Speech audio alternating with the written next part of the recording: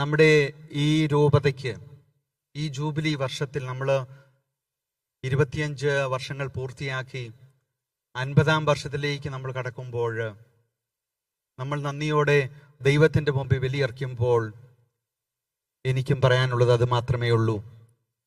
വിനയത്തോടുകൂടി നമുക്ക് മുൻപോട്ട് പോകാം.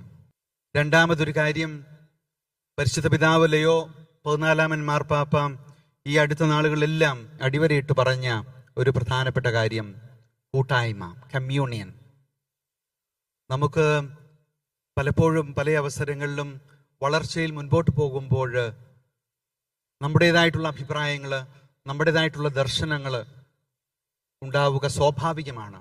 പക്ഷെ നമ്മുടെ പിതാക്കന്മാരോട് ചേർന്ന് നിന്നുകൊണ്ട്, നമ്മുടെ ഇടയനോട് ചേർന്ന് നിന്നുകൊണ്ട് നമ്മുടെ സഭയെ ശക്തിപ്പെടുത്തുവാനായിട്ട് നമുക്ക് സാധിച്ചെങ്കിൽ മാത്രമേ ഈ ജൂബിലി ആഘോഷം അർത്ഥവത്താകുകയുള്ളൂ. കഴിഞ്ഞ ജൂൺ 29-ാം തീയതി കർദിനാൾമാരുടെ എല്ലാം കൂട്ടായ്മ കൺസിസ്റ്ററി റോമിൽ നടന്ന അവസരത്തിൽ പത്രോസ് പൗലോസ് ലീഹന്മാരെ ഓർമ്മിപ്പിച്ചുകൊണ്ട് പിതാവ് നടത്തിയ ആ പ്രസംഗത്തിൽ പിതാവ് പറഞ്ഞു, പത്രോസ് ലീഹ കൂട്ടായ്മയുടെ അടയാളമായിട്ടാണ് സഭയിൽ നിലകൊള്ളുക. പത്രോസ് ലീഹായെ സൂചിപ്പിക്കുവാൻ വേണ്ടി 2 താക്കോലുകൾ നമുക്കറിയാം വത്തിക്കാൻ്റെ ഔദ്യോഗികമായിട്ടുള്ള ആ ചിഹ്നമായിട്ട് സ്വീകരിച്ചിട്ടുണ്ടെങ്കിൽ നമുക്കറിയാം. താക്കോലുകൾ ഉപയോഗിക്കുന്നത് മുറി തകർക്കാൻ വേണ്ടിയല്ല, വാതിൽ തകർക്കാൻ വേണ്ടിയല്ല, മുറികൾ തുറക്കാൻ വേണ്ടിയാണ്.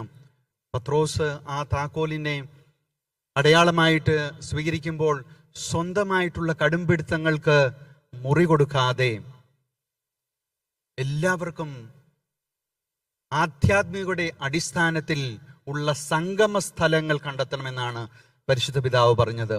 നമുക്ക് അഭിപ്രായ വ്യത്യാസങ്ങൾ ഉണ്ടാകാം, പക്ഷേ ഒരുമിച്ച് സഭയെ ശക്തിപ്പെടുത്തുവാനായിട്ടുള്ള ഏറ്റവും വലിയ ഉത്തരവാദിത്വം നമുക്കുണ്ട്. ഞങ്ങൾ എല്ലാം ഒരുമിച്ച് കൂടി മാർപ്പാപ്പയെ തിരഞ്ഞെടുത്തതിന് ശേഷം, കോൺക്ലേവിന് ശേഷമുള്ള ആദ്യത്തെ പ്രസംഗത്തിൽ ലയോ 14-ാമൻ മാർപ്പാപ്പ പറഞ്ഞത് അന്ത്യോക്യയിലെ വിശുദ്ധ ഇഗ്നേഷ്യസിന്റെ ആ ഒരു ഉദാഹരണമാണ്.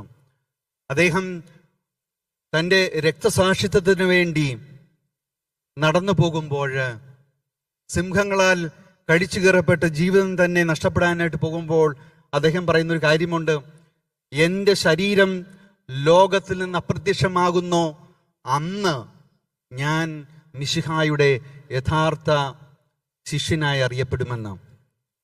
ഞാൻ ഇല്ലാതാകണം എൻ്റെ മിശിഹ പ്രശോഭിക്കുവാൻ, ഞാൻ ഇല്ലാതാകണം എൻ്റെ മിശിഹായ്ക്ക് മഹത്വപ്പെടുത്തുവാൻ.